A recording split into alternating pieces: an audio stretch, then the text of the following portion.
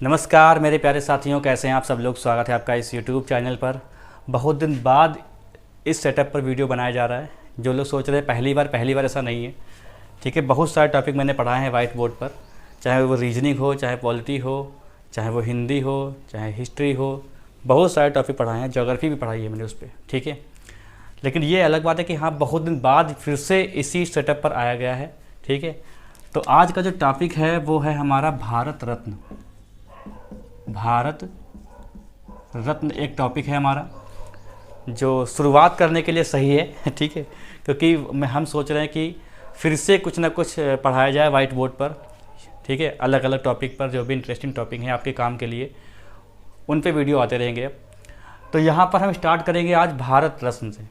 तो भारत रत्न के बारे में क्या होता है, भारत रत्न पे कुछ पॉइंट लिख लेते हैं। जैसे कि भारत रत्न जो है, भारत रत्न जो है वो भारतीय नागरिक का सर्वोच्च जो है, या भारत का सर्वोच्च नागरिक सम्मान है। भारतीय सर्वोच्च नागरिक सम्मान है ये, ठीक है। नागरिक सम्मान है ये। और इसकी शुरुआत कब हुई थी? इसकी घोषणा की थी भाई, जो राष्ट्रपति थे उस समय, डॉक्टर राजेंद्र प्रसाद, 2 जनवरी 1955 को, 2 जनवरी 1954 को। तो 2 जनवरी 1954 को इसकी घोषणा हुई थी। इसकी, ठीक है। देखिए, ये टॉपिक जो आज हम आपको पढ़ा रहे हैं, ये भारत रत्न में जो भी भारत रत्न मिले हैं लोगों को, तो जिसमें महत्वपूर्ण है, जिससे क्वेश्चन बनते रहते हैं, उनको हम लोग कवर कर लेंगे, ठीक है। तो वीडियो थोड़ा सा लंबा हो सकता है, लेकिन आप लोग बस देखते रहिएगा कायदे से। देखो, 3 नंबर पे बात अगर करते हैं तो ये प्रत्येक वर्ष अगर देखा जाए तो 26 जनवरी को जो है प्रदान किया जाता है। 26 जनवरी को ये राष्ट्रपति द्वारा, 26 जनवरी राष्ट्रपति द्वारा जो है ये दिया जाता है, ये प्रदान किया जाता है, ठीक है। तो ऐसा कहते हैं कि प्रत्येक वर्ष जो है राष्ट्रपति द्वारा अधिकतम 3 व्यक्तियों को दिया जा सकता है ये भारत रत्न, ठीक है। तो नंबर 4 पर देखते हैं, क्या इसमें कुछ राशि मिलती है क्या? तो इसमें मिलता क्या है? तो इसमें मिलता है एक प्रमाण पत्र, और प्लस क्या मिलता है? मेडल, ठीक है। और धनराशि इसमें कोई भी नहीं है।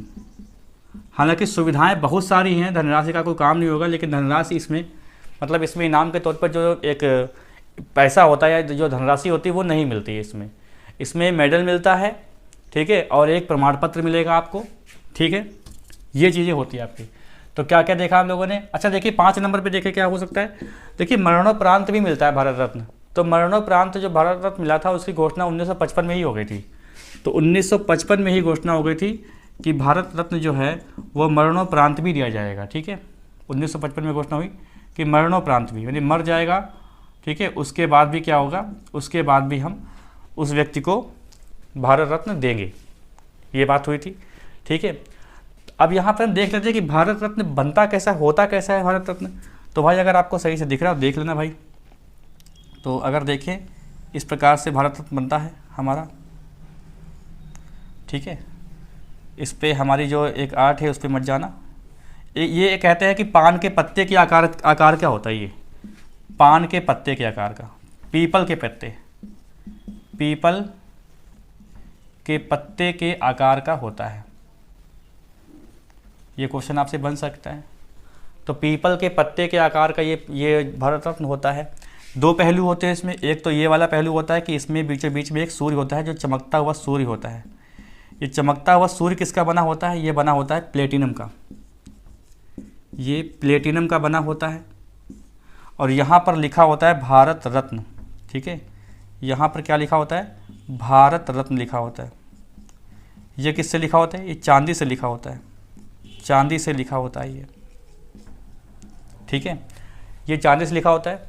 और ये जो पूरा देख रहे हो तांबे का बना होता है, तांबे का, ये तांबे का बना होता है, तांबे का बना होता है ये। लेकिन जो किनारे ये जो लगा हुआ है ना, ये किसका होता है? ये भी प्लेटिनम का होता है, प्लेटिनम का ये भी होता है। पहले गोल्ड का हुआ था, बाद में प्लेटिनम हो गया, ठीक है। फिर यहाँ पर एक चीज़ देखते हैं, इसका दूसरा पहलू कौन सा है। इसका दूसरा पहलू देख लो भाई। दूसरा पहलू अगर देखें इसका, तो कैसे बनेगा, जैसे ऐसे बना लेते हैं, ठीक है।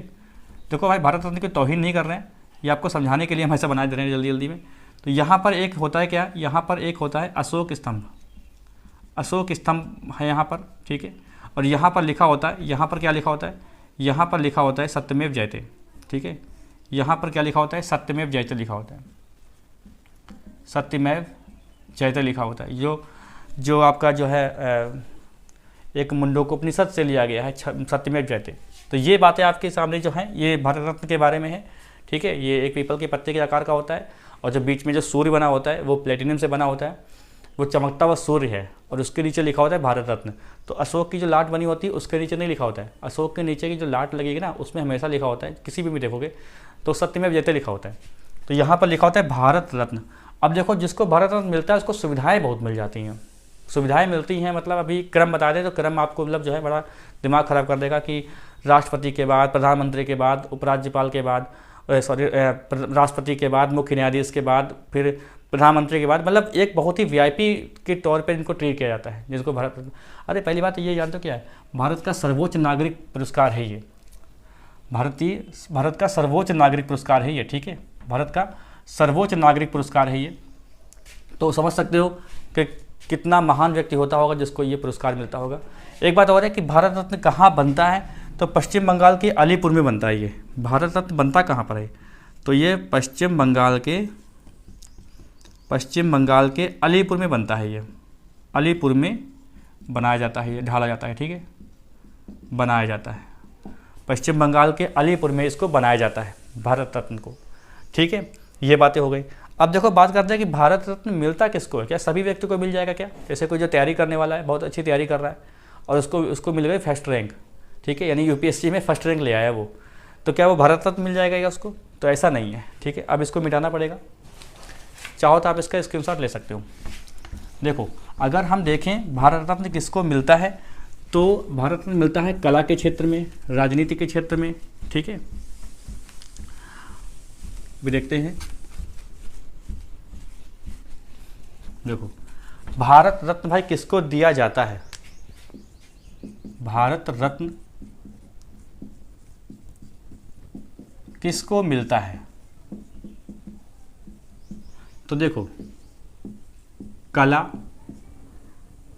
साहित्य, विज्ञान के क्षेत्र में मिल सकता है, राजनीति के क्षेत्र में मिल सकता है, ठीक है। और 2011 में जानते हो क्या जोड़ा गया, 2011 में जोड़ा गया कि जो मानवता के लिए कार्य करेगा, जो मानवता के लिए कार्य करेगा, जो मानवता के लिए कार्य करेगा उसको भी मिलेगा भारत रत्न, ठीक है। तो जैसे बहुत लोग क्या होता है कि जैसे आसपास गांव में या कहीं पे मतलब जो है रोड पे कुछ समाज सेवा कर रहे हैं, तो क्या उनको मिल जाएगा, नहीं। ये बहुत ही मतलब देखो, पुरस्कार मिलना भी एक किस्मत की बात होती है, कोई मेहनत से पुरस्कार नहीं पा पाएगा, ये भी सोच लीजिएगा, ठीक है। क्योंकि किस्मत का भी रोल होता है पुरस्कार पाने वाले में। बहुत अच्छे अच्छे लोगों ने काम किया है लेकिन उसको पुरस्कार नहीं मिलता है, ठीक है। तो ऐसा नहीं है कि जिसको भारत रत्न मिलता है वही समाज सेवा करता है, ऐसा नहीं है। बहुत से ऐसा समाज सेवा करते हैं लेकिन उनको नहीं मिल पाता है, ठीक है। तो ये क्या हो जाएगा, 2011 में मानवता के लिए कार्य करने के लिए जोड़ा गया था। तो कितने लोगों को मिला है ये, तो कितने लोगों को मिला है अभी तक अगर देखा जाए तो कुल मिला है, अगर 2024 के देखें तो कुल मिला है 53 लोगों को, जिसमें महिला कितनी है, महिला है 5, और मरणोपरांत कितने लोगों को मिला है, ये मिला है आपका लगभग 18 लोगों के लिए, ठीक है। 18 मरणोपरांत इतने लोगों को मिला है। तो 53 कुल 53 में मिला, जिसमें 5 लोग, इसी में 5 लोग कौन से महिला हैं और इसी में 53 में कौन है, 18 मरणोपरांत है। तो 2024 का डाटा बताया था, उसमें 5 लोगों को मिला था, ठीक है। तो पहले आप लोगों ने देखा होगा, पहले जो है 18 लोगों को मिलता था, ठीक है। यहाँ पर भी कम संख्या थी, ठीक है। अब संख्या यहाँ पर भी बढ़ गई है क्योंकि 4 लोग जो है मरणोपरांत मिला हुआ है। खाली लाल कृष्ण आडवाणी जो है उनको मिला है, वो जीवित हैं, बाकी तो जो है वो तो स्वर्गवास हो चुका उनका, तो उनको मिला था, ठीक है। तो ये हमारा डाटा बनता है। अब हम लोग क्या करेंगे कि जो 53 है, 53 तो नहीं करने हैं, लेकिन जो मेरे हिसाब से लगता है कि जो इम्पोर्टेंट है उसके हिसाब से हम लोग क्या करेंगे, यहाँ पर एक पूरी लिस्ट तैयार कर लेंगे, कितने कितने पढ़ना है, उन्हीं को लेके हम यहाँ पे डिस्कस कर देंगे। जो भी पॉइंट बनेंगे हमारे वन लाइनर में, वनडे एग्जाम में, वो हम यहाँ पर डिस्कस कर लेंगे, ठीक है। पहले देख रहे ये वीडियो चल रहा है कि नहीं चल रहा, ठीक है। दिख भी अच्छा रहा है ना, अच्छा दिख रहा है, तो ठीक है भाई, राइटिंग पे मत जाना, ठीक है, आज ये मार्कर नया भी है और कुछ ये बोर्ड बदला भी है, तो थोड़ा सा समस्या हो रही होगी लिखने में। तो पहले नंबर पे देखो हम यहाँ पे क्रम बना दे रहे हैं, ठीक है, किसको किसको मिला है यहाँ पर आप देखते रहिएगा, और इसका स्क्रीनशॉट भी ले सकते हैं। देखो नंबर 1 पर देखते हैं, नंबर 1 पर हम देखेंगे तो क्या नाम आएगा, नाम आएगा सर्वपल्ली राधाकृष्णन, सर्वपल्ली राधाकृष्णन, ठीक है। फिर नंबर 2 पर नाम आएगा, क्या नाम आएगा, सी राजगोपालाचारी, सी राजगोपालाचारी नाम आएगा। और 3 नंबर पे क्या नाम आएगा, 3 नंबर पे आएगा आपका सीवी रमन,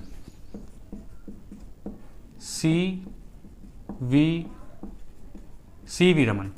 तो इनका अगर सन देखें तो क्या है, इनका सन मिलता है 1954 में ही, ठीक है, 1954 में मिला था इनको, ठीक है, 1954 में मिला है, 1954 में ही घोषणा हुई थी और 1954 में ही मिले थे, ठीक है। फिर यहाँ पर देखते हैं 5 नंबर पर, 5 नंबर पर बात करते हैं तो मिला था जवाहरलाल नेहरू को, ठीक है, जवाहरलाल नेहरू। अब देखो जो नंबर का क्रम बनेगा ना वो मैंने अपने हिसाब से बनाया है, ये 3 तो लगातार सही है, 5 भी लगातार सही है, बाकी जो क्रम बनेगा आगे वो मैंने इंपॉर्टेंट के हिसाब से लिए हैं, ठीक है, जो जो इंपॉर्टेंट है उसके हिसाब से क्रम बनेगा, ये नहीं कि 6 नंबर पे जो लिख रखा है तो वो 6 नंबर का ही व्यक्ति होगा, ऐसा नहीं होगा, ठीक है। जवाहरलाल नेहरू इनको मिला है 1955 में, ठीक है। नंबर 6 की बात करें तो, नंबर 6 की अगर बात करें तो किसको मिला था, ये मिला था गोविंद वल्लभ पंत को, गोविंद वल्लभ पंत को मिला था, ठीक है, 1957। 8 नंबर की बात अगर करते हैं तो इनका नाम है धोंडो, यानी डॉक्टर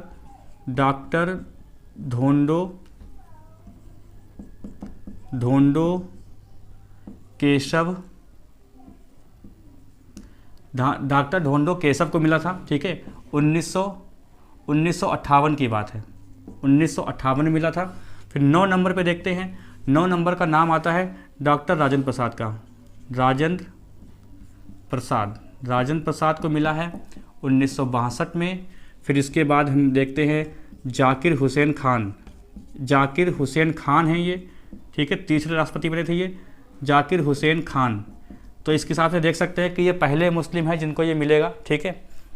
तो 1900 किसमें मिला था, 1963 मिला है इनको, ठीक है। फिर यहाँ पर अगर हम बात करें कि इनको इसके बाद हम किसको देखने वाले, इसके बाद हम देखने वाले हैं लाल बहादुर शास्त्री जी को, लाल बहादुर शास्त्री जी को देखने वाले हैं हम। मिला है 1966 में, 1966 में इनकी मृत्यु हो गई थी। 12 नंबर पर देखेंगे हम इंदिरा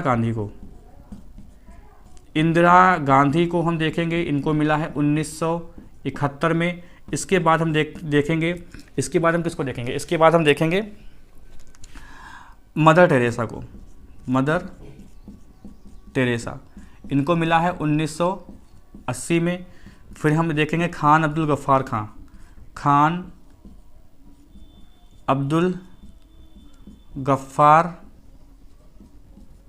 खां, इनको कब मिला है, इनको मिला है 1987 में। और इसके बाद हम देखने वाले होंगे डॉक्टर भीमराव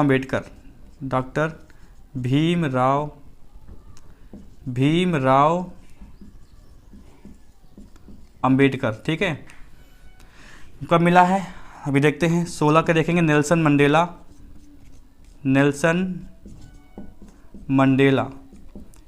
इनको मिला है 1990 में, ठीक है, 1990 में ये मिला हुआ है, ठीक है। और 17 नंबर पे देख लेते हैं, 17 नंबर पे देखेंगे तो देखेंगे सरदार वल्लभ भाई पटेल, यानी पटेल जी को मिला है 1991 में, ठीक है।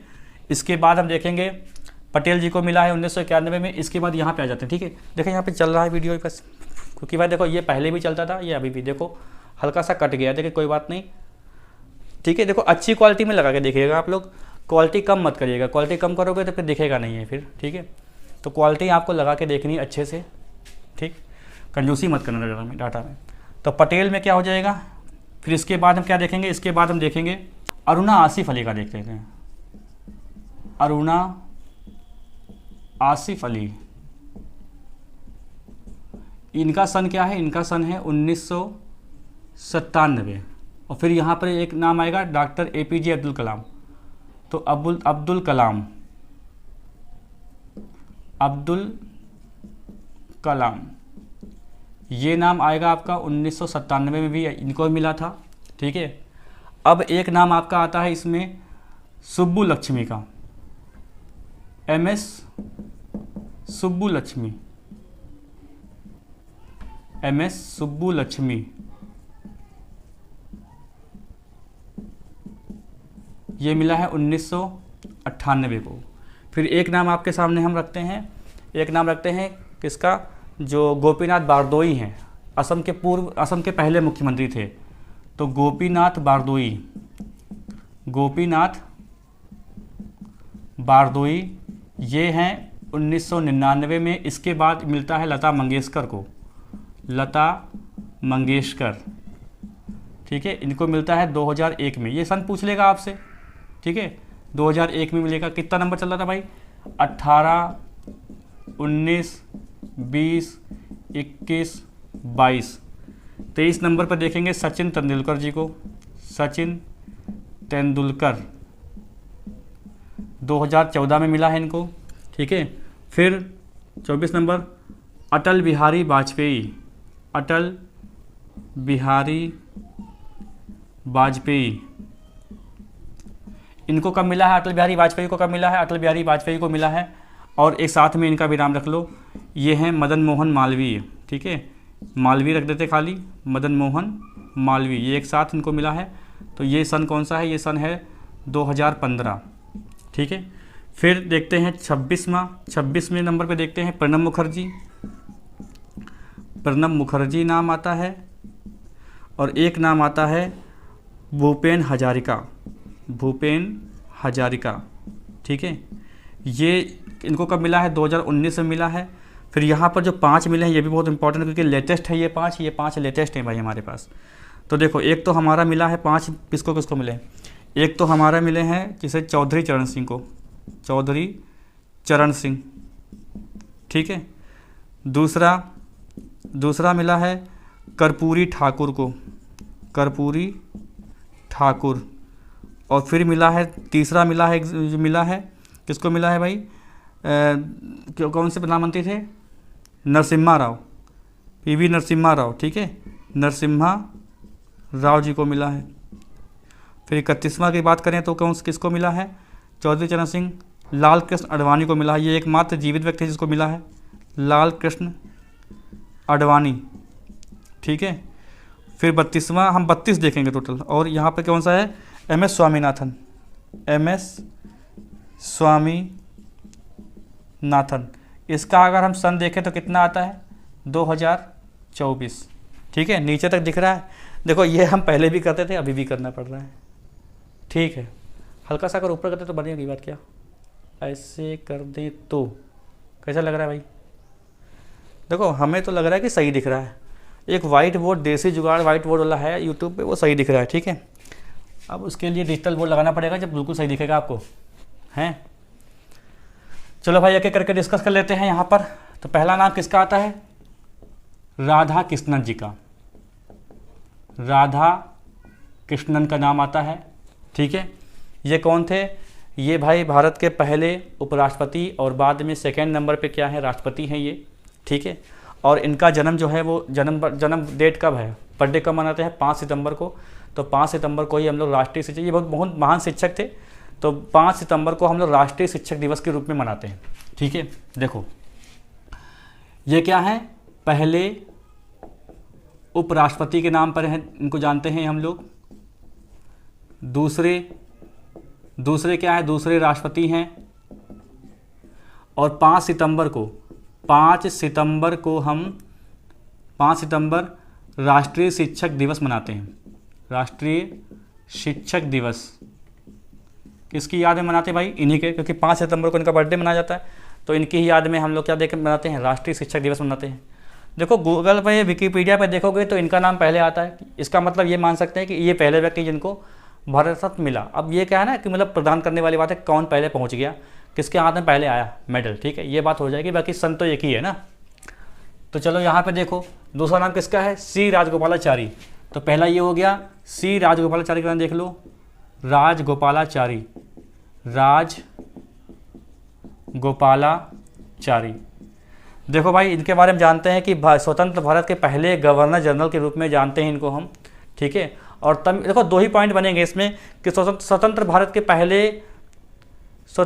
के अंतिम गवर्नर जनरल कौन है, ये हैं स्वतंत्र भारत के अंतिम गवर्नर जनरल, ठीक है। क्योंकि स्वतंत्र भारत के जो पहले थे वो कौन थे, वो लॉर्ड माउंटबेटन थे, ये भाई अंतिम मानते हैं इनको हम, ठीक है।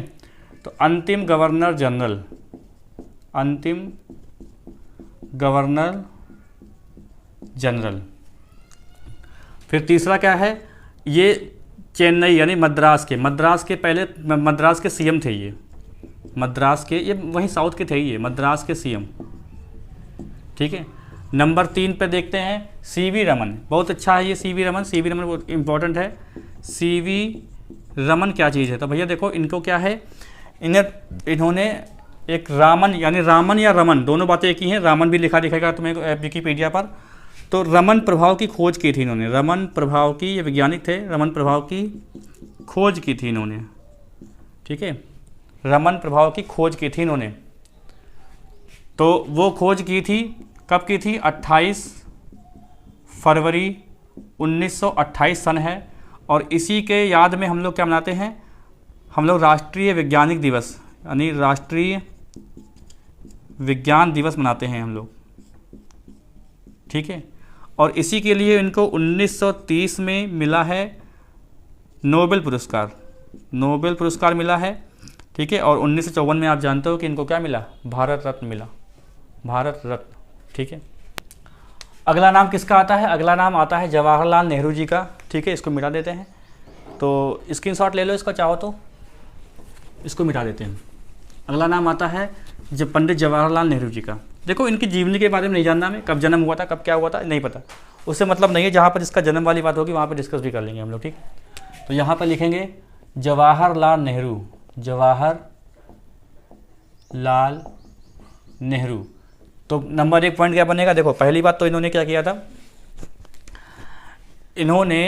पहली बात तो यहाँ पॉइंट ये बनेगा कि जवाहरलाल नेहरू जो है भारत के प्रथम क्या है, प्रथम प्रधानमंत्री हैं। पहली बात तो ये क्वेश्चन बनेगा कि भारत के प्रथम प्रधानमंत्री कौन है, तो भारत के प्रथम प्रधानमंत्री के रूप में जाने जाते हैं कौन, पंडित जवाहरलाल नेहरू।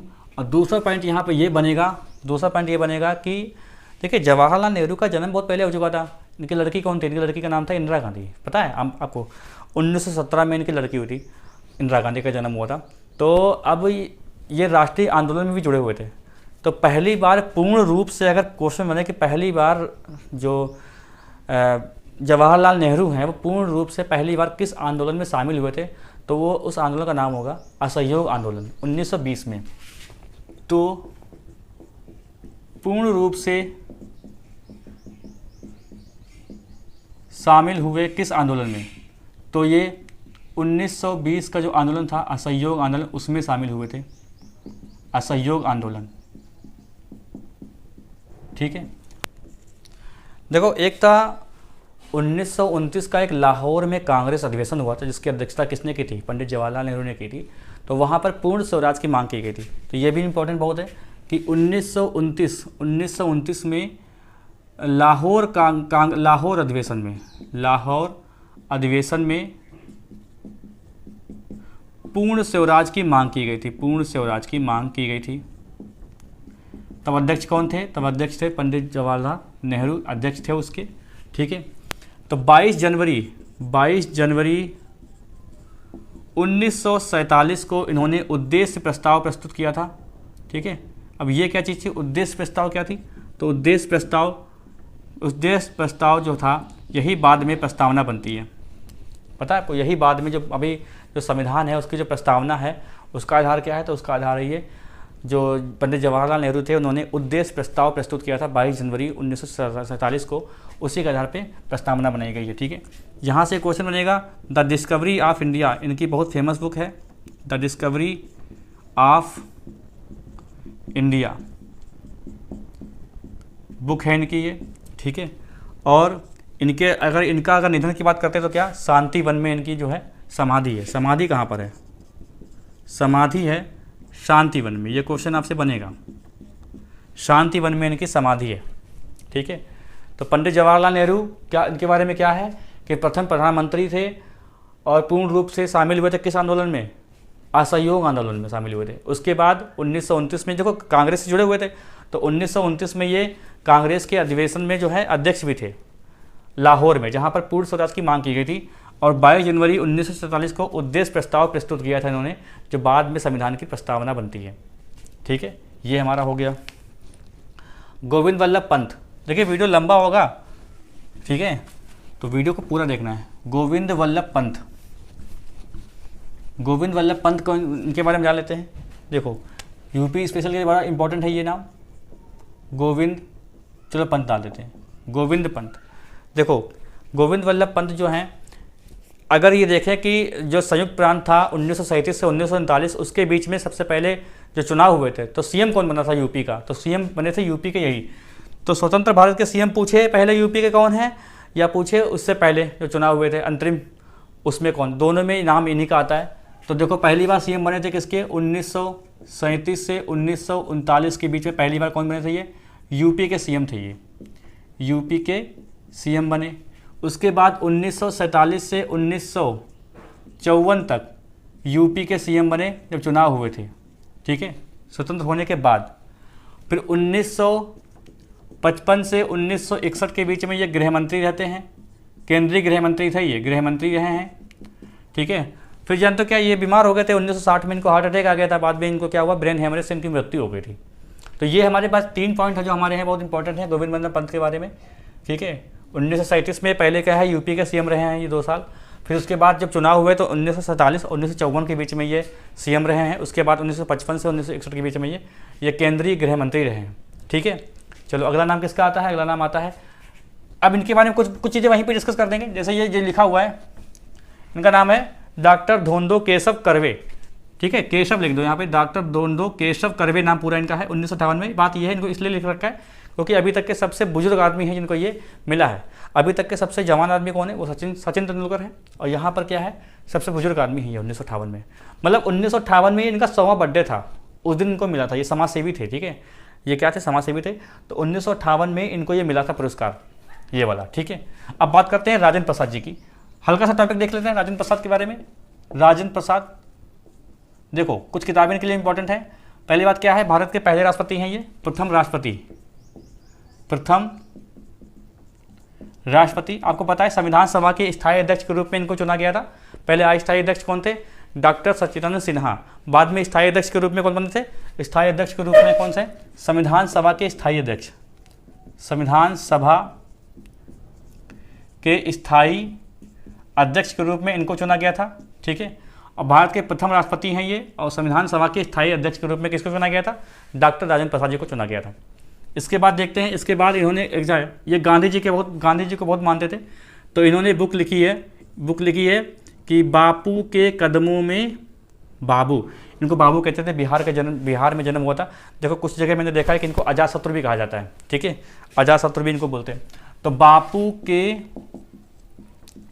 कदमों में बाबू इनकी बुक का नाम है। एक है इंडिया डिवाइडेड,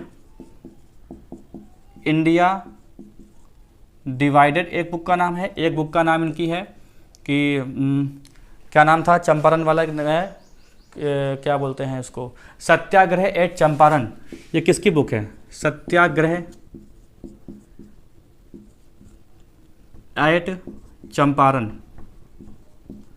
ये भैया राजेंद्र प्रसाद जी की बुक है, ठीक है। पेपर में आएगा तो आप लोग कर लोगे, ठीक है, पेपर में आएगा आप लोग कर लोगे। किसकी बुक है ये बुक है सत्याग्रह एट चंपारण। ये बुक किसकी है, राजेंद्र प्रसाद जी की बुक है, ठीक है। जाकिर हुसैन भारत के तीसरे राष्ट्रपति होते हैं, भारत के तीसरे राष्ट्रपति जाकिर हुसैन है। तो हम कह सकते हैं कि मतलब पहले मुस्लिम व्यक्ति हैं जिनको ये भारत रत्न मिला था, ऐसे इसलिए इसको लिखा हुआ है, ठीक है। लाल बहादुर शास्त्री के बारे में जान लेते हैं। 1966 में तीसरे प्रधानमंत्री के रूप में कार्यभार संभालते हैं ये, ठीक है, लाल बहादुर शास्त्री। देखो ये इंपॉर्टेंट इसलिए है क्योंकि देखो 1904 में इनका जन्म हुआ था मुगल सराय में, शास्त्री जी के बारे में। देखो लाल बहादुर शास्त्री, इनका जन्म कहाँ हुआ था, इनका जन्म हुआ था मुगल सराय में, ठीक है। 1904 में इनका जन्म हुआ था, कहाँ हुआ था, मुगल सराय में इनका जन्म हुआ था, ठीक है। और दूसरे प्रधानमंत्री बनते हैं ये, ठीक है, दूसरे ताशकंद समझौता जो है वो इन्हीं से जुड़ा हुआ है, ताशकंद समझौता, जिसमें 1966 में इनकी जो है रहस्यमयी मौत हो गई थी। ठीक है, तो मृत्यु कहाँ होती है? मृत्यु होती है ताशकंद में। तो किस प्रधानमंत्री की मृत्यु जो है विदेश में हुई, मतलब बाहर हुई, ताशकंद में हुई, तो कहाँ हुई? किसकी हुई? शास्त्री जी की हुई। 1966 की बात है ये। ठीक है, और दिल का दौरा पड़ने से मौत हुई, ऐसा बताया गया। और उसके बाद क्या है यहाँ पर देखें, इंपॉर्टेंट ये रहेगा कि इनको जो शास्त्री की जो उपाधि है वो किसने दी थी? तो काशी विद्यापीठ ने, काशी विद्यापीठ ने शास्त्री की उपाधि दी थी, शास्त्री की उपाधि दी थी भैया इनको। ठीक है, जय जवान जय किसान नारा दिया था इन्होंने, जय जवान और जय किसान का नारा दिया इन्होंने। ठीक है, और अच्छा ये आपने देखा होगा कि आजकल जो है देखा होगा कि जब जहाँ पर बहुत ज़्यादा भड़काऊ जो भीड़ होती है उस पर पानी का छिड़काव लगाया जाता है। तो पानी का छिड़काव लगाने का जो है सलाह जो है इन्होंने दिया था कि लाठी की जगह, लाठी के स्थान पर पानी की बौछार मारे जाएं, पानी की बौछारों का प्रयोग करना चाहिए।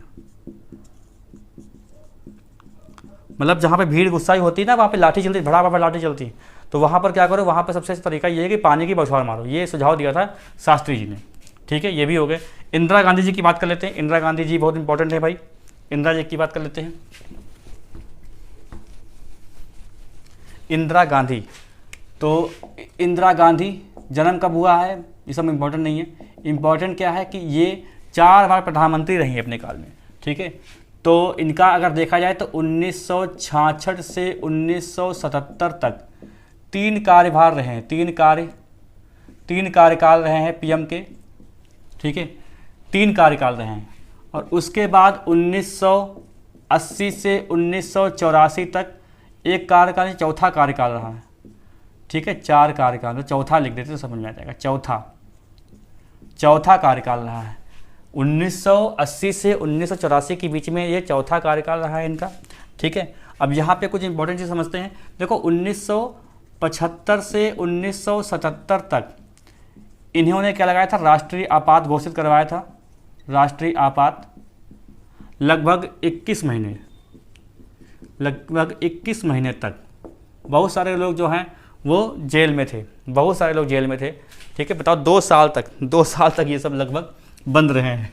ठीक है, इसके बाद क्या होता है? एक महत्वपूर्ण कार्य इनके मानेंगे। देखो जोड़ देते हैं, लेके जोड़ देते हैं। जैसे 1969 इसमें 14 बैंकों का राष्ट्रीयकरण हुआ था। 14 बैंकों का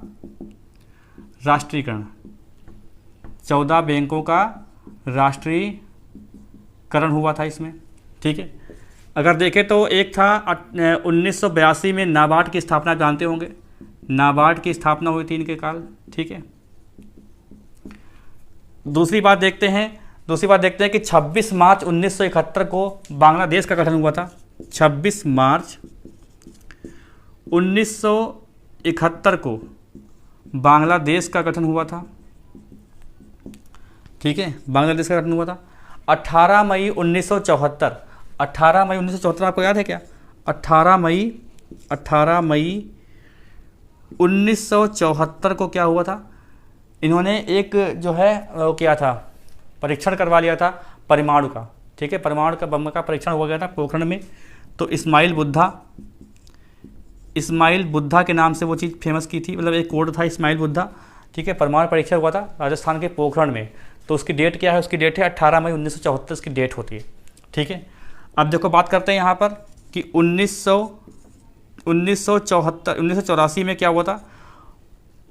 ऑपरेशन ब्लू स्टार चलाया था इन्होंने। ठीक है, फिर 1984 में ही क्या था? 1984 में ऑपरेशन मेघदूत, ये खालिस्तानी के लिए था और ये पाकिस्तान के लिए था। पाकिस्तानी सेना से निपटने के लिए देखा जाए तो ऑपरेशन मेघदूत चलाया था। ठीक है, अब इनकी हत्या कर दी गई थी। कब की गई थी? तो 31 अक्टूबर को, 31 अक्टूबर की देखें तो 31 अक्टूबर 31 अक्टूबर 1984 को इनकी हत्या हो गई थी। ठीक है, और शक्ति स्थल जो है इनकी समाधि स्थल है। समाधि स्थल कहाँ पर है? शक्ति स्थल पूछा जाएगा आपसे क्वेश्चन कि शक्ति स्थल कहाँ पर है, तो समाधि स्थल में है इसका, ठीक है, समाधि स्थल पर शक्ति स्थल बना जाएगा। तो ये इंदिरा गांधी के बारे में, देखो गांधा लिखा हुआ है, इंदिरा गांधी के बारे में क्या, देखो जो लिख रखा है उसको ध्यान से देखना मत, हम जो बोल रहे हैं उसको समझिएगा, ठीक है। क्योंकि आज बहुत दिन बाद वीडियो बनाया तो कुछ अजीब सा लग रहा है, ऐसा लग रहा है कि पहली बार बना रहे हैं, जबकि ऐसा नहीं है, मैंने बहुत सारे वीडियो बनाए हैं यूट्यूब पर, ठीक है, पूरी क्लासेस पढ़ी, लेक्चर पढ़े हैं, तो आप लोग चाहो तो देख लेना प्ले लिस्ट में। इंडियन पॉलिटी पूरी पढ़ी है, बहुत ही अच्छे से पॉलिटी पढ़ी है, एक एक चीज़, एक एक अनुच्छेद हमने एक एक सब आर्टिकल को डिस्कस किया है, ठीक है। तो आज थोड़ा अजीब लग रहा है, बहुत दिन बाद बनाया है वीडियो इस पर, ठीक है। चलिए अगला किसका नाम आता है, अगला नाम आता है किसका, हम आपको ऐसे समझा देते हैं, अगला नाम आता है मदर टेरेसा का। तो ये आप ये समझो, अच्छा ये इंदिरा गांधी का देखा जाए तो इंदिरा गांधी पहली भारतीय महिला है जिनको, पहली महिला ही समझो, इंदिरा गांधी पहली महिला है जिनको भारत रत्न मिला था, ठीक है। मदर टेरेसा के बारे में जान लो, मदर टेरेसा को क्या हुआ था 1980 में, देखो इनका जन्म हुआ था 1910 में, ठीक है, 1910 में इनका जन्म हुआ था। मैसेडोनिया एक स्थान है, उसका नाम बदल गया, वहाँ पर जन्म हुआ था। और 1929 में ये आ गई थी कहाँ पर, कोलकाता में, ठीक है। उसके बाद ये है भारत में सेवा करने लगी, 1948 में आसपास इनको भारत नागरिकता मिल गई थी, ठीक है। और बाद में इनको देखो इनको मिला है 1979 में, 1979 में इनको शांति का नोबेल पुरस्कार मिला है, शांति नोबेल मिला हुआ है, ठीक है। और 1980 में इनको मिला है भारत रत्न, ठीक है। तो ये क्या है, अब देखो ये नहीं कह सकते कि ये विदेशी महिला का है, ये तभी क्या कहा गया कि विदेशी लोग दो हैं खाली, इनको नहीं विदेशी माना गया क्योंकि इनकी भारत की नागरिकता थी इनके पास, ठीक है। खान अब्दुल गफ्फार खान के बारे में समझ लो भाई, ये पहले विदेशी व्यक्ति हैं, ठीक है। खान अब्दुल गफ्फार खान ये पहले विदेशी व्यक्ति हैं जिनको भारत रत्न मिला, क्योंकि भारत रत्न जो होता है वो भारत का सर्वोच्च नागरिक सम्मान है भारतीय नागरिकों के लिए। अब देखो भारत का है वो, ये नहीं कहा गया कि भारत के नहीं है, वो कहा जाता है कि भारत का सर्वोच्च नागरिक सम्मान है ये, ठीक है। तो देखो यहाँ पर है खान लिख लेते हैं, खान, इनके बारे में जान लेते हैं। ये पहले विदेशी हैं, पहले विदेशी जिनको भारत रत्न मिला, ठीक है। गांधी जी के पक्के भक्त थे गांधी जी के, और गांधी जी के पक्के भक्त होने के कारण क्या है कि इनको सीमांत गांधी के नाम से भी जानते हैं, इनको सीमांत गांधी के नाम से जानते हैं, सीमांत गांधी के नाम से भी इनको जाना जाता है। किसको, खान अब्दुल गफ्फार खान को। डॉक्टर भीमराव अम्बेडकर के बारे में देखिए बहुत सारी बातें हैं, देखो जितने भी नाम लिखे ना ये अपने आप में बहुत बड़े बड़े चैप्टर हैं, तो इनको ऐसा डिस्कस नहीं कर सकते कि एक वीडियो में हो जाए, ऐसा नहीं हो सकता, ठीक है। बहुत ही मतलब जो है कठिनाई हो जाएगी। देखो अम्बेडकर जी को देख लेते हैं भाई, अम्बेडकर जी के बारे में बहुत सारी चीज़ें हैं। इनका जन्म कब हुआ है, 14 अप्रैल 1891 में इनका जन्म हुआ था, महू मध्य प्रदेश में जन्म हुआ था। तो आप जानते हैं कि अम्बेडकर जयंती बहुत धूमधाम से हम लोग मनाते हैं भारत में, ठीक है। अभी भी एक महीना पहले ही हम लोगों ने एक महीना पहले ही मनाया था, ठीक है, 14 अप्रैल को। तो 14 अप्रैल को क्या होता है, अम्बेडकर जयंती होती है, क्योंकि 14 अप्रैल को जन्म हुआ था इनका, 14 अप्रैल 1891 कहाँ जन्म हुआ था इनका, मऊ में हुआ था, मध्य प्रदेश में, ठीक है। तो इसीलिए क्या करते हैं 14 अप्रैल को मनाते हैं हम लोग अम्बेडकर जयंती। तो कुछ बातें यहाँ पे लिख लेते हैं, जैसे कि 1932 का एक हम वाकया लिखते हैं। 1932 में पूना पैक्ट, एक पूना पैक्ट हुआ था। ये पूना पैक्ट किससे संबंधित है भैया, ये गांधी और अम्बेडकर जी के बीच में एक समझौता हुआ था, तो उसको बोलते हैं पूना पैक्ट, ठीक है। एक क्वेश्चन आता है कि गोलमेज सम्मेलन हुआ था ना, तो गोलमेज सम्मेलन में ऐसा कौन व्यक्ति था जो तीनों गोलमेज सम्मेलन में भाग लिया था, तो उसका नाम क्या है, उनका नाम क्या है, अम्बेडकर जी हैं। तो तीनों गोलमेज सम्मेलन में भाग लेने वाले, तीनों गोलमेज सम्मेलन में भाग लेने वाले कौन थे, यही थे। एक क्वेश्चन बनता है कि गांधी जी कौन से सम्मेलन में भाग लिए थे, दूसरे, इसका मतलब ये कांग्रेस ने अपना प्रतिनिधि जो है वो दूसरे सम्मेलन में भेजा था, ठीक है। लेकिन डॉक्टर भीमराव अम्बेडकर जो है वो दुनिया को ना देखते हुए, समाज को ना देखते हुए अपने लोगों के लिए, हितों के लिए बहुत कुछ किया, ठीक है। वो ये नहीं सोचते थे कि हम 3 बार जाएंगे तो लोग कितना मजाक बनाएंगे, ऐसा उनको मतलब नहीं था, ठीक है। ये बहुत ही महान व्यक्ति होते थे, इनकी सोच ही अलग थी, उनको कोई नहीं समझ सकता था, ठीक है। बहुत ही महान व्यक्ति थे। एक बात यहाँ पे वो लिखते हैं डॉक्टर भीमराव अम्बेडकर के बारे में कि इनकी पत्रिका जो आती है ना पेपर में, पत्रिकाएँ, तो एक का नाम है मूक नायक इम्पोर्टेंट है, मूक नायक। एक पत्रिका का नाम है बहिष्कृत भारती, बहिष्कृत भारती जो है इंपॉर्टेंट है इनके लिए भाई। देखो मसौदा समिति के अध्यक्ष भी थे, और ये देखो ये कहना जो है बहुत ही ज़रूरी नहीं है, क्योंकि ये सब जानते हैं कि ये संविधान बनाने में कितना बड़ा योगदान था इनका। ठीक है, तो संविधान बहुत अच्छे से बनाया था इन्होंने, बनाया है। ठीक है, हर चीज़ को रखा है इन्होंने। तो पत्रिका एक नाम रखते हैं प्रबुद्ध भारत। ये प्रबुद्ध भारत किसकी पत्रिका है? ये प्रबुद्ध भारत जो पत्रिका है ये डॉक्टर भीमराव अम्बेडकर जी की है। अगर हम किताब की बात करें, किताब क्या क्या लिखी इन्होंने, तो देखो एक तो किताब है, एक का नाम है भारत का राष्ट्रीय अंग, भारत का राष्ट्रीय अंग जो किसकी है, ये इनकी है। ठीक है, और दूसरा है रनाडे गांधी और जिन्ना, ये एक इनकी पुस्तक का नाम है। ठीक है, शूद्र कौन और कैसे, ये किसकी है? देखो अंग्रेजी में भी नाम हो सकते हैं ये। शूद्र कौन, मैंने तो हिंदी में लिखे हैं, शूद्र कौन और कैसे। एक पुस्तक का नाम क्या हो जाएगा? पाकिस्तान पर विचार किसकी पुस्तक है? पाकिस्तान पर विचार किसकी पुस्तक है? तो पाकिस्तान पर विचार जो पुस्तक है वो किसकी है? डॉक्टर भीमराव अम्बेडकर की। एक है जाति प्रथा का अंत। ठीक है, इनकी समाधि की अगर बात करते हैं तो समाधि कहाँ बनी है? तो चैत्र भूमि में समाधि बनी है, चैत्र भूमि। ये आपसे क्वेश्चन बन सकता है, चैत्र भूमि। अभी अमेरिका में इनकी सबसे बड़ी जो है एक मूर्ति को स्थापित किया गया है। ठीक है, ये भी आप ध्यान रखिएगा अमेरिका में। और भी बहुत सारी चीज़ें हैं जो एक वीडियो में कवर नहीं हो सकती हैं। ठीक है, ये खाली हल्का सा एक रिवीजन के तौर पे वनडे एग्जाम के लिए जो आपके वन लाइनर क्वेश्चन बनते हैं वहाँ पे कवर हो जाएगा। तो बात करते हैं अब हम लोग किसके बारे में? Nelson Mandela. नेल्सन मंडेला जो है साउथ अफ्रीका के पहले अश्वेत व्यक्ति हैं, इसलिए इनको मिला। ठीक है, नेल्सन मंडेला ये दूसरे व्यक्ति, विदेशी व्यक्ति माने जाते हैं। 2013 में इनकी मृत्यु हुई थी। तो पहले कौन है? खान अब्दुल गफ्फार खान है, और दूसरे कौन है? नेल्सन मंडेला है। सरदार वल्लभ भाई पटेल, अगला नाम किसका आता है? सरदार वल्लभ भाई पटेल का नाम आता है।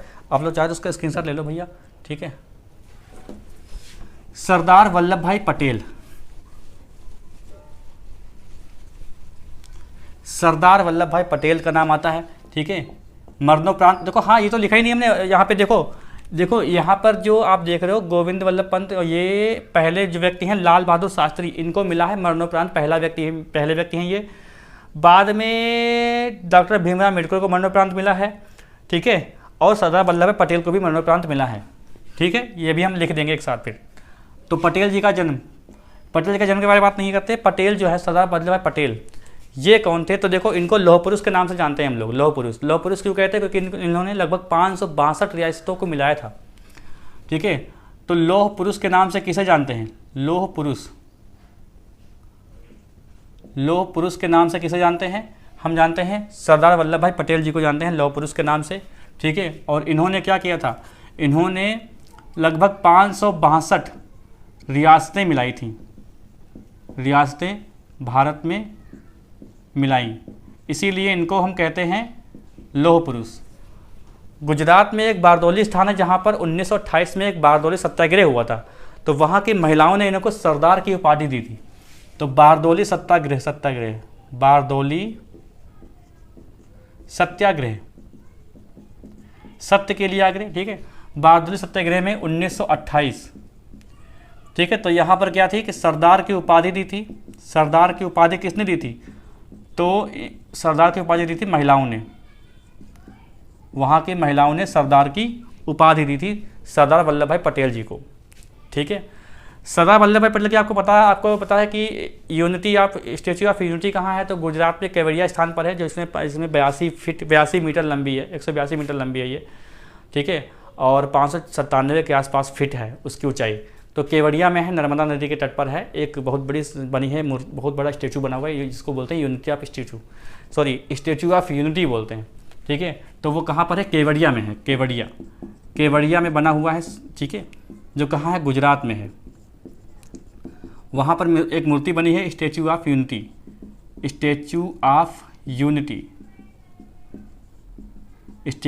यूनिटी बनी हुई है। ठीक है, जिसकी ऊंचाई कितनी है? 182 मीटर ऊंचाई है, और फिट की अगर बात करते हैं तो 597 के आसपास जो है उसकी फिट की ऊंचाई है, बहुत ऊंची है वो। ठीक है, उसमें सब अंदर टहलते जाके। ये बात हो गई हमारी पटेल जी के बारे में। तो कौन कौन सी इंपॉर्टेंट बात है? एक तो ये कि ये क्या है, ये 500। अच्छा, सरदार वल्लभ भाई पटेल जो हैं वो क्या थे, वो पहले उप प्रधानमंत्री थे, ठीक है, पहले वो उप प्रधानमंत्री थे, उसके बाद वो साथ ही साथ क्या थे, गृह मंत्री भी थे, ठीक है। तो यहाँ पर हमने क्या देखा कि लौह पुरुष किसे कहते हैं, पटेल जी को कहते हैं। बारदोली सत्याग्रह कब हुआ था, 1928 में हुआ था, वहाँ पर की महिलाओं ने इनको सरदार की उपाधि दी थी, ठीक है। तो ये भी हमारा हो गया कौन सा, पटेल जी भी हो गए। 1991 में इनको क्या मिला है, भारत रत्न मिला है, 1991 में मरणोपरांत मिला है इनको भारत रत्न, ठीक है। फिर बात करते हैं अरुणा आसिफ अली जी को। अरुणा आसिफ अली का हम समझा दें, अरुणा आसिफ अली जो है बहुत फेमस हो गई थी जब 1942 में भारत छोड़ो आंदोलन चल रहा था, तो उसके दौरान इन्होंने कांग्रेस का झंडा फहराया था, ठीक है। इसीलिए इनको जाना जाता है, और इनको मिला है 1997 में भारत रत्न। अरुणा आसिफ अली जो है ये एक लेडी ही है, ठीक है, अरुणा आसिफ अली, क्योंकि कभी कभी क्या होता है कि इतिहास में जाने नहीं पाते कौन है, कौन लड़की कौन लड़का है, तो ये लेडी ही है, ठीक है। डॉक्टर अब्दुल कलाम जो है ये क्या है, डॉक्टर अब्दुल कलाम के बारे में ऐसे सुन लो, ऐसे लिख लेते हैं कलाम के बारे में, ठीक है। ये बहुत बड़े महान साइंटिस्ट हैं, और इनको एक उपाधि मिली थी मिसाइल मैन ऑफ इंडिया। तो मिसाइल मैन ऑफ इंडिया किसे कहते हैं, तो मिसाइल मैन ऑफ इंडिया जो है, मिसाइल मैन ऑफ इंडिया वो किसकी रचना, वो किसकी उपाधि है, तो इनको कहते हैं हम मिसाइल मैन ऑफ इंडिया। राष्ट्रपति का कार्यकाल देखें तो 2002 से 2007 तक ये राष्ट्रपति रहे हैं, ठीक है। और इनका क्या है, दो पुस्तकें हैं, एक तो पुस्तक है माई इंडिया ड्रीम, एक पुस्तक का नाम जो इम्पोर्टेंट है, एक है विंग्स ऑफ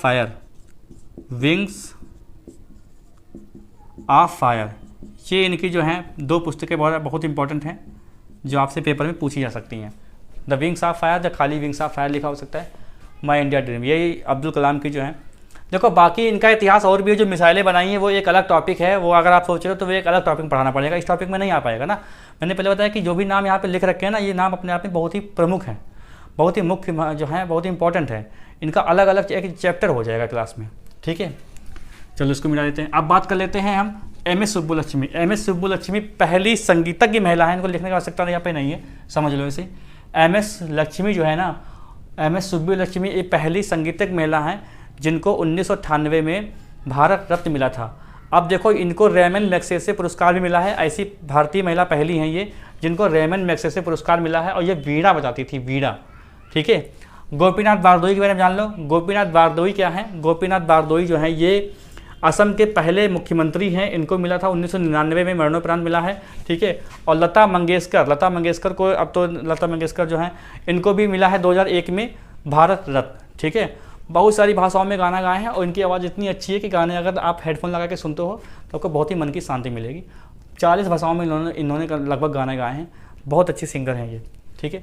सचिन तेंदुलकर का मिला है 2014 में, बड़ा विवाद हो गया था भाई कि इनको क्यों मिला भारत रत्न, क्योंकि इनकी उम्र नहीं थी, पहली बात तो, क्योंकि सबसे कम उम्र के हैं, 1940 में इनको मिला था, सॉरी जब ये 40 वर्ष के थे तब मिला था इनको ये भारत रत्न, जब ये 40 वर्ष के थे, तो बड़ा विवाद हो गया था, ठीक है। तब क्या हुआ था, सब बड़ा दिखाना पड़ा, क्योंकि और भी बहुत सारे महान खिलाड़ी थे, उनको नहीं मिला था पर इनको मिला था।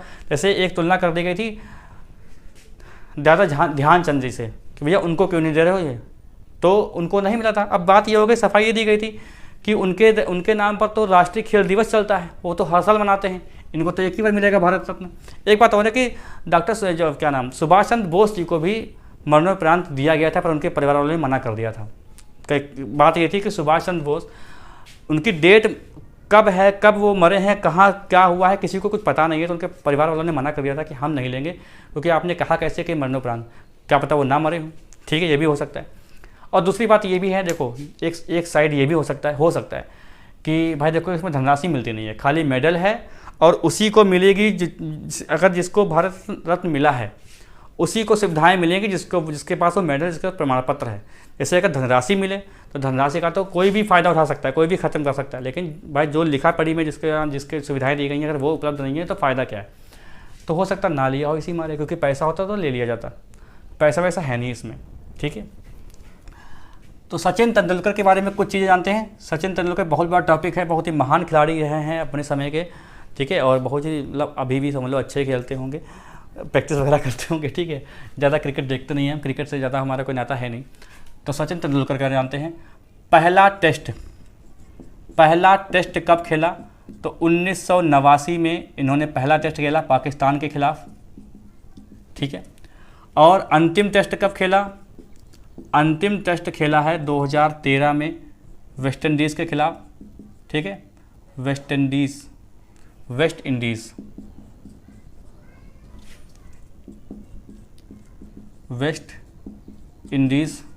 ठीक है, वेस्ट इंडीज़ के खिलाफ खेला, ठीक है, वेस्ट इंडीज़। और अंतिम टेस्ट अगर देखें कि अंतर्राष्ट्रीय कुल मैच कितने हुए हैं तो 664 हुए हैं। अंतर्राष्ट्रीय मैच कितने देखते हैं तो 664 देखते हैं। 664 मैच खेले इन्होंने, ठीक है। और इनको मिला है एक बार पद्मश्री भी मिला है इनको। पद्मश्री कब मिला है? पद्मश्री मिला है 1999 में, ठीक है। और इनको एक पुरस्कार मिला है राजीव गांधी खेल रत्न पुरस्कार। राजीव गांधी पुरस्कार के नाम से जानते हैं, पूरा नाम क्या है? राजीव गांधी खेल रत्न पुरस्कार। 1997-98 में इनको ये भी पुरस्कार मिला हुआ है, ठीक है। ये है। और इनकी एक बायोपिक है। बायोपिक का नाम क्या है भाई? इनका बायोपिक का नाम क्या है? बायोपिक का नाम है सचिन, चलो हिंदी में लिख देते हैं भाई, सचिन ए बिलियन ड्रीम। सचिन ए बिलियन ड्रीम। जब कभी कोई रिटायर होता है तो बड़ा दुख होता होगा ना उसको, ठीक है। जैसे इनका भी देखा था कि बहुत आंखों में आंसू थे, लोग बहुत ही, उस समय हम भी भावुक थे क्योंकि रिटायरमेंट ले रहे थे, ये तो बड़ा दुख लग रहा था, ठीक है। तो अच्छे खिलाड़ी हैं, अपने समय में बहुत नाम कमाए इन्होंने, बहुत कम उम्र में नाम कमाए इन्होंने। मात्र 40, आप सोचो 40 साल की उम्र में अभी लोग पेपर दे रहे हैं, ठीक है। 40 साल की उम्र में भी अभी लोग, कुछ लोग पेपर देते हैं, बहुत सारे लोग नौकरी पाने के लिए। और इनके पास क्या था? भारत रत्न था, भारत रत्न। सोचो, एक इनकी आत्मकथा भी है। आत्मकथा क्या है इनकी? देखो ये आत्मकथा का नाम क्या है? प्ले इट माई वे, ठीक है। प्लेइंग इट माई वे, ये इनकी एक आत्मकथा है। ये इनकी क्या है? और ये सब लोग, इन पर मूवी बनी है। ये सचिन ए बिलियन ड्रीम, ये मूवी बनी हुई है, सचिन ए बिलियन ड्रीम, ठीक है। ख़त्म तो नहीं हो गया वीडियो भाई। सचिन ए बिलियन ड्रीम क्या है? ये एक मूवी बनी हुई है, ठीक। अब किसका नाम आता है? अटल बिहारी वाजपेयी जी का नाम आता है। अटल बिहारी वाजपेयी जी, ये भी बहुत महत्वपूर्ण नाम है भाई, देख लो। अटल बिहारी वाजपेयी जो हैं, ठीक है, ये 3 बार प्रधानमंत्री बने, 3 कार्यकाल था प्रधानमंत्री बनने का इनके पास। एक बार तो 14 दिन के लिए खाली बने थे एक प्रधानमंत्री, ठीक है। तो अटल बिहारी वाजपेयी, ठीक है, अटल बिहारी वाजपेयी, ये 3 बार बने हैं, 3 बार, ठीक है। 3 बार प्रधानमंत्री बने ये, 3 बार प्रधानमंत्री, ठीक है। 1977 में संयुक्त राष्ट्र महासभा में हिंदी में भाषण दिया था इन्होंने, यूएनओ में हिंदी में भाषण दिया था इन्होंने, हिंदी में भाषण दिया था 1977 में इन्होंने हिंदी में दिया था भाषण, ठीक है। 2 चीज़ें यहाँ पे 3 बार क्या रहे हैं? सबसे कम, अगर ये क्वेश्चन बने कि सबसे कम किस प्रधानमंत्री का कार्यकाल रहा है, तो रहा है अटल बिहारी वाजपेयी जी का, 14 दिन में रहा है, 14 दिन का था पहला वाला, ठीक है। चलो अब किसका नाम आता है? अब नाम आता है मालवीय जी का, मदन मोहन मालवीय को जान जाते हैं। देखो एक होती महामाना उपाधि होती है, तो मैंने देखा है कि महामाना जो उपाधि है, महामना, ये मदन मोहन मालवीय की उपाधि थी। और ये मान लो कि अभी तक ये पहले और ऐसे अंतिम व्यक्ति है जिसको ये महामना उपाधि मिली है, पहले और अंतिम व्यक्ति हैं। काशी विश्व हिंदू विश्वविद्यालय के ये प्रणेता माने जाते हैं, मदन मोहन मालवीय। काशी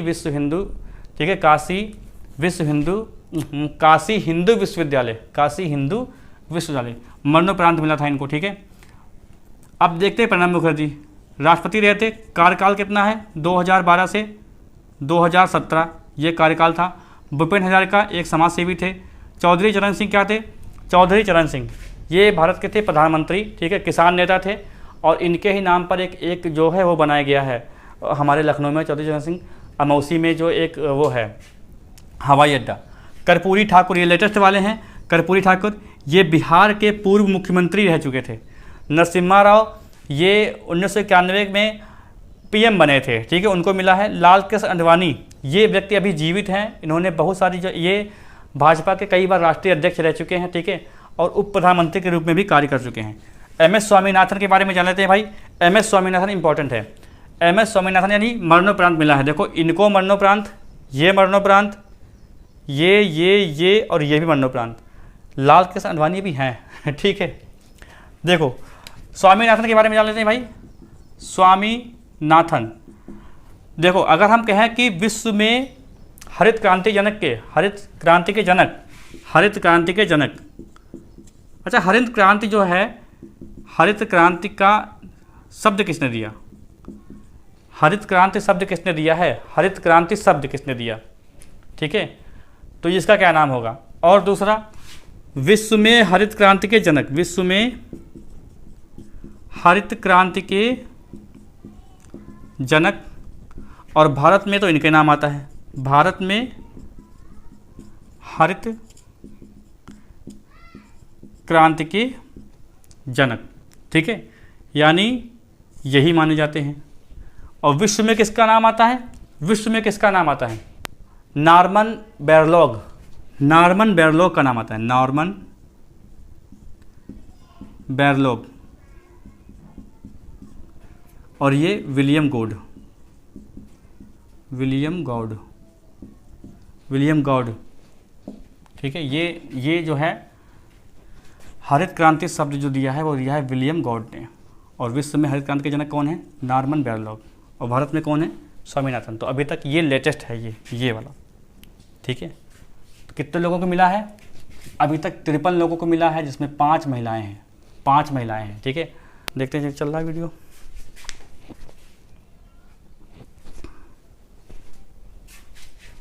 ठीक है, चलो मिलते हैं कोई दिन अगली नेक्स्ट क्लास में। तो लाइक कर दो वीडियो को और सब्सक्राइब कर दो, सब्सक्राइब।